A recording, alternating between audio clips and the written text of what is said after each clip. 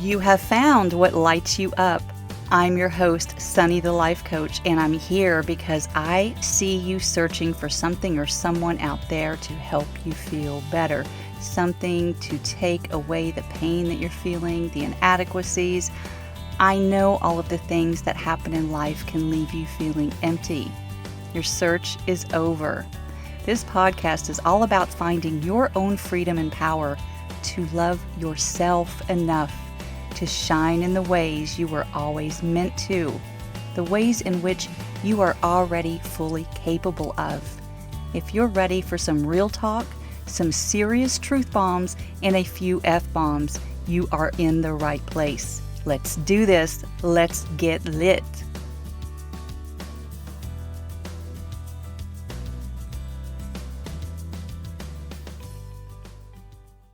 Hey there, and welcome to episode 21. How are you? How are my fellow moms with school-aged children doing these days? It's August 2020 as I'm recording this, and our school district started back a few days ago, 100% virtual. We are in a bit of a COVID-19 hotspot, and I think quite honestly that the school wanted to ensure they had a seamless transition to online if it comes to that.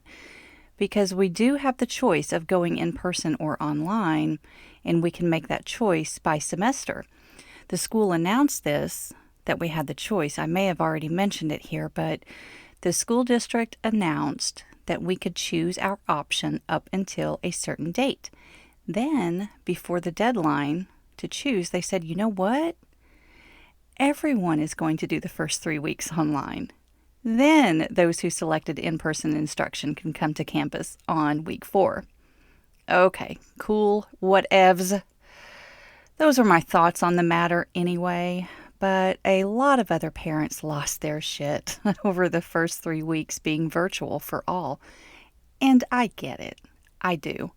We are very fortunate, this family, that both my husband and I are working from home, so adding another one to the mix isn't too bad.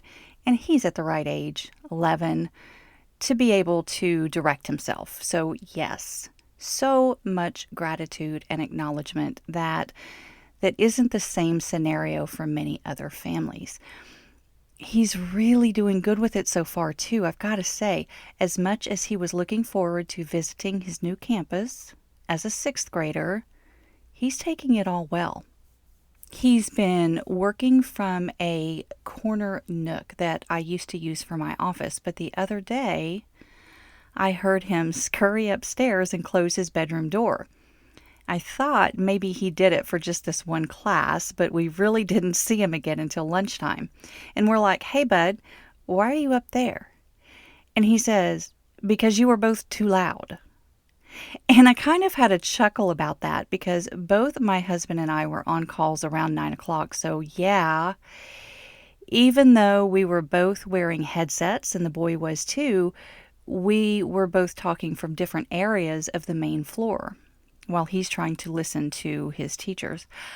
I guess the three of us were almost situated in a triangle in terms of where our workspaces are. So all of the voices were bouncing around, and the kid decided he didn't need any distractions and left. Imagine that.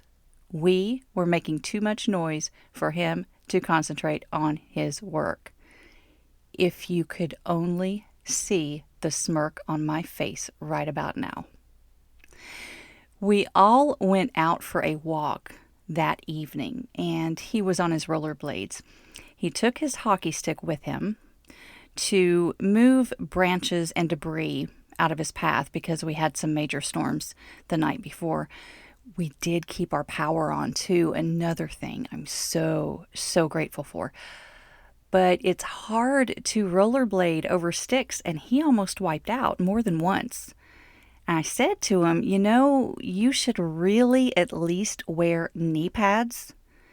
And he said, no, because I'll look stupid. Which reminded me that a few weeks ago, I tried to get him to take a picture in our backyard to recreate a scene from 4 years back. 4 years ago, he was 7. And then in that memory, he was dancing, being ridiculous, and having a blast. It really showed in that photo when it popped up, and my mind replayed that moment when I saw that image. It was such a sweet moment. So honestly, he did try to humor me and pose the same way, but it just wasn't working. When his 11-year-old self was doing the pose, it seemed forced, almost mechanical. And I told him that. I even told him I wasn't going to share it with anyone. It was just for me. I can't share anything without his permission anymore. That's another thing. Anyway, he got exasperated with the whole thing quickly, and he just threw up his hands and said, "I look stupid." And I thought, here's where it starts. Right here. Entering middle school, junior high, whatever the hell you want to call it, another rite of passage. Here it is, 11, worried about what everyone else thinks, concerned about looking stupid. Much of that free spirit is now suppressed.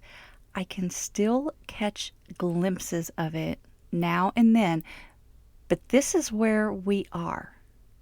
Now we're just worried about what all the people will think of us. This is when we become performative, and we can keep it up for the rest of our lives unless we come to our senses and realize how unnecessary and sometimes harmful that it can truly be. I'm talking about people pleasing. Trying to please all of the people all of the time. So much so that we forget who we truly even are. Now, it doesn't start at age 11, to be sure. Our conditioning starts much earlier than that. Our domestication. All of those things I talk about that form and inform how we show ourselves to the rest of the world. That probably starts in preschool, to be honest, or around that age. The adults around us start giving us expectations of how we're supposed to behave. Use our inside voice. Don't cry in public. Especially if you're a boy, don't cry at all. Share with your friends. Be kind to others. And above all, perform. I realized I was trying to get my son to perform for me when I asked him to recreate that pose, and he wasn't having it. I'm not proud of myself for asking him to do that. I got caught up in the moment. But it's his response that really hit me. Because his response wasn't, "No, I don't want to do that because I think it's dumb." I honestly would have respected that response. Sure, I would have been mildly wounded, but I would have understood it. As it turns out, I was still mildly wounded, and I still understood, just for different reasons. Because he said, "I'll look stupid." Which told me that he's viewing himself through the lens of others now. And it's such a moment of awareness when you can fully see that taking place in a small human experiencing his place in this world. This is how we do it. We all do it. Whatever we can do to come off favorably to others, we're going to do it. It comes back to that basic instinct that I talk about often. And I do this because it's important to remember this programming is within all of us. It's survival instinct. To not be accepted by the tribe used to mean life or death. Now that tribe is a subset of all society, wherever you find yourself. Right now, it's middle school. And these years are difficult enough to navigate without layering in those elements of your authentic self and showing that part of you to the world. What is that for you? Your parents, your partner, your work environment, your extended family, your clique of friends, your online presence. That online world is vast and far-reaching, isn't it? There's a hell of a lot of people out there to please. That's why we do it, though. We equate it with survival. And it's so crazy that most of the time we don't even see that all of the things that we do to try to make other people happy with us is really a form of manipulation on our part. Think about it. Think about all of the things that we do and say in order to achieve a sense of approval from another person or many persons. It's an attempt to control their thoughts about us. And it's absolutely fucking ridiculous when you know how that really works. Remember, everyone is living in their own movie with their own scripts and dialogues and translations and interpretations of words that they hear or read. If you haven't listened to episode 3, that might be helpful if you'd like to understand the reference. But in short, we view our life experience as if we're living in our own movie. So if my version of the movie, that is my life, doesn't play out the same as yours, then the same would be true in reverse. The cold, hard truth is that no matter what I do or say, you're going to have your own interpretation of it. You're going to make that mean whatever your brain suggests to you that you should make that mean. And our brains are not as emotionally evolved as we'd like to think, my friends. In fact, I'd go so far as to say that many of us aren't even scratching the surface of our ability to manage our own damn minds. We're all just a bunch of children seeking approval. A bunch of kids expecting a trophy at the end of the season because that's just how it works. Everyone gets a trophy. Now, I'm not going to go off on a tangent about how absolutely destructive it has been for American society to say that everyone is a winner and everyone gets a trophy. That's not how life works, and it's really fucked things up by creating a generation of super entitled people. I digress. I'll save that rant for another day. It's not necessarily wrong that we do this, that we seek approval. Again, it's how we've been conditioned. And over the course of our lives, it becomes second nature to think that the reason we are here at this time in this life is to make all of the people happy with us. Or at least not to hate us. At least not to be losers. Because losing feels awful. Having anger or hatred directed our way feels absolutely horrible. It's more than uncomfortable. It's downright painful. Seek pleasure, avoid pain. Basic instinct. The pleasure comes when we receive that approval, or at least we imagine that we have it. Someone says kind words, offers a promise or a sense of peace, love, belonging, gives you a promotion and a raise, offers you a lifelong commitment, puts a ring on it, filling that void, filling that empty cup, because you're waiting to be lit up. We start to attach our own self-worth to that approval. We start to constantly question every move that we make, every word that we speak or write. How will this be received? Will I be adored or will I be despised? It's rarely anything in the middle, mind you. Our brains go straight to love me, hate me. There's no in between. What will they think of me? What will they think if I show up wearing this? How will they see me? How will they receive me? Will they accept me or judge me? Will I look stupid? Will they laugh at me, mock me, tear me down with their words? What will they think. It's crazy, isn't it? Because we have no idea what they will think.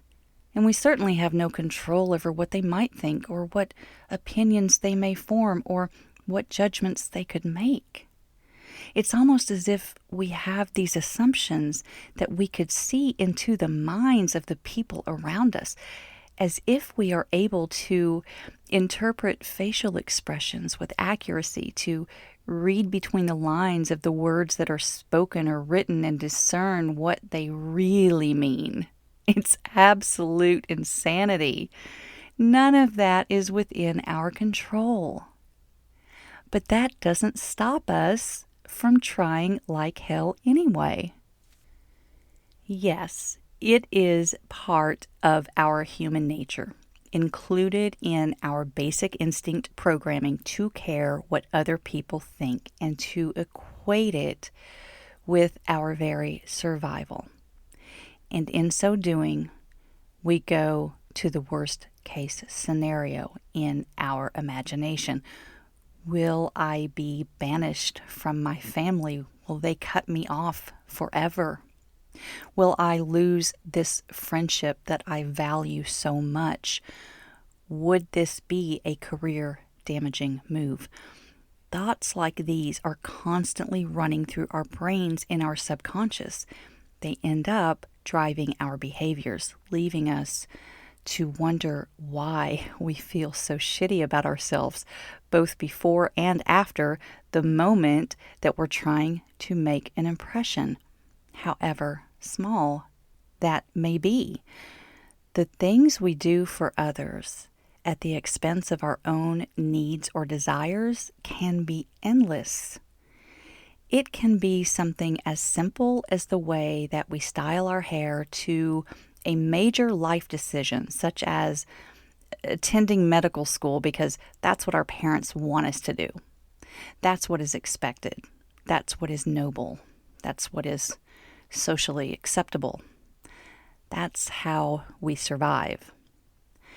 Our beliefs certainly come into play as well, as they do with so many aspects of the way that we live our lives and how we show up in this world.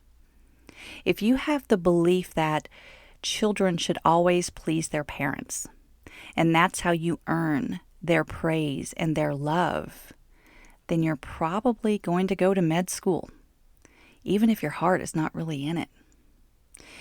If you have the belief that it's socially unacceptable to dye your hair green or wear a mohawk, you're probably going to do everything you can to blend in, or even look professional so you can play the part and land the job. Even if you feel deep in your soul that your true calling is to lead a punk rock band. Or it could be something as simple as biting your tongue when your mom invites you over for a dinner of her favorite liver and onions. And you agree, even though it's at the top of your list of worst foods ever, as it has been since childhood. You don't want to disappoint your mom, because you have the belief that good daughters show up for their moms. You have the belief that leading a punk rock band is generally frowned upon within your social circles. It's not the noble profession that a medical doctor is. So you see, there are many ways that our underlying concerns over what other people will think of us can keep us from living the life we truly want. After all, if we live the life we truly want, we will be perceived as selfish. People-pleasing is far-reaching and never-ending. It is also a source of emotional suffering if we don't keep it in check. Wait, keep it in check? Yeah, I said what I said. To be clear, there are benefits to wearing personality masks through various interactions in our lives, and doing so doesn't have to equate to manipulation. It is, in fact, how we fulfill the various roles that we play in our movie. Yes, we are always the star of our show. We are always the lead actor, but think about it. We have different versions of ourselves, characters, if you will, that we present based on the audience. For example, I am certainly a different person as a partner than as a parent. I'm also a daughter, entrepreneur, coach, student, podcaster, PTA member. Do you think I show up at a PTA meeting the way that I show up on this podcast? I mean, it would be fun, and I'd probably get kicked out. Not the worst that could happen, by the way. It's not my calling. And I don't really want to show up the same way at both places. A meeting with other moms in the school cafeteria to vote on the next fundraising activity isn't the place to remove my mask and let the fucks fly. I could. Nothing's stopping me. But I've decided it's not appropriate. That's my decision. Don Miguel Ruiz Jr. addresses these masks as simply a way that we relate to others. Yet we need to have awareness of when we are wearing them. Ruiz writes, when you create an image of yourself as a worker, student, spouse, musician, spiritual seeker, or any other role, and use that mask to relate to others, the moment you forget it's a mask, your self-acceptance becomes tied to others' acceptance and applause as to how well you perform this role. If you don't meet the standards others have set for these roles, or the ones you have set for yourself, you reject yourself. Yes, it's simply a thing that we do. We all do it. Different masks for different roles that we've assumed in life. And here's another thing that Ruiz says that really brings it home for me. 7 billion people will see you in 7 billion ways, and every one of those masks is a single person's understanding of who you are. Yeah. You see how awareness is key here? Your awareness that your masks are not truly you, not the core of you, not the authentic you. They are simply tools that we use to navigate this life with other humans. Also, the way other people perceive you and understand you is specific to each of them. Now, we learn how to relate to different people in different ways. This becomes a skill over time, a human skill. We study, we learn, we adapt. We probably make mistakes along the way.